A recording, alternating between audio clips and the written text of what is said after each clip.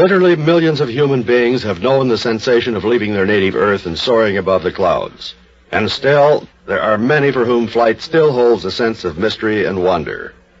That feeling is not wholly groundless is evidenced, perhaps, by the strange experience of Lieutenant Morand.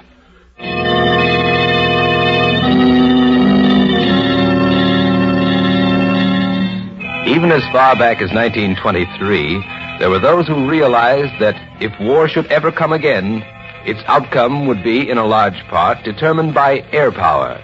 And so, in France, as in other nations of Europe, men were being rigorously trained in the techniques of flying, strafing, and bombing.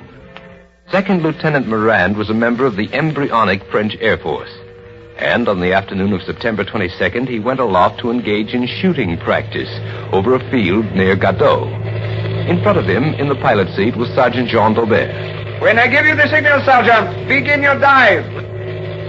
All right, now.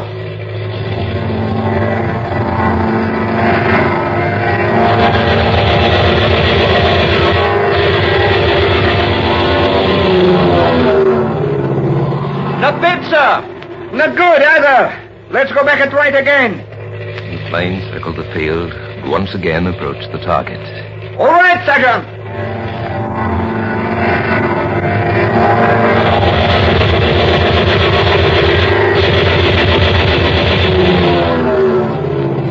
Bravo, sir. You did it that time. You must have...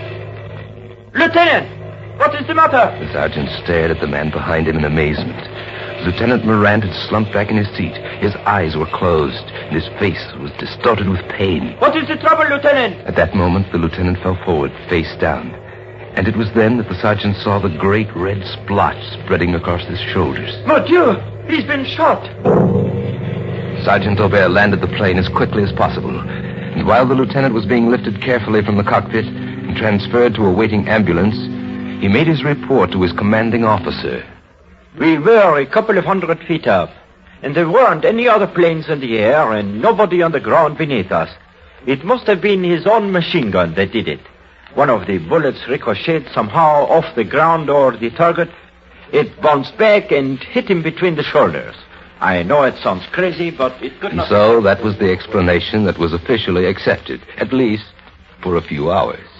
But later that afternoon, Sergeant Aubert dropped around to the emergency hospital to inquire about the lieutenant's condition.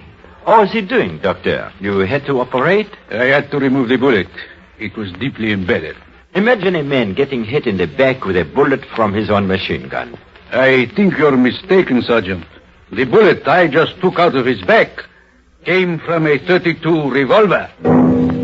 But where the .32 revolver came from, no one has ever been able to learn. The official record of the case of Lieutenant Morand was changed from accidental injury from his own weapon to injury, either accidental or intentional, from a weapon in hands of a person unknown. And to this day, the origin of that bullet remains a subject for speculation. A mystery, incredible but true.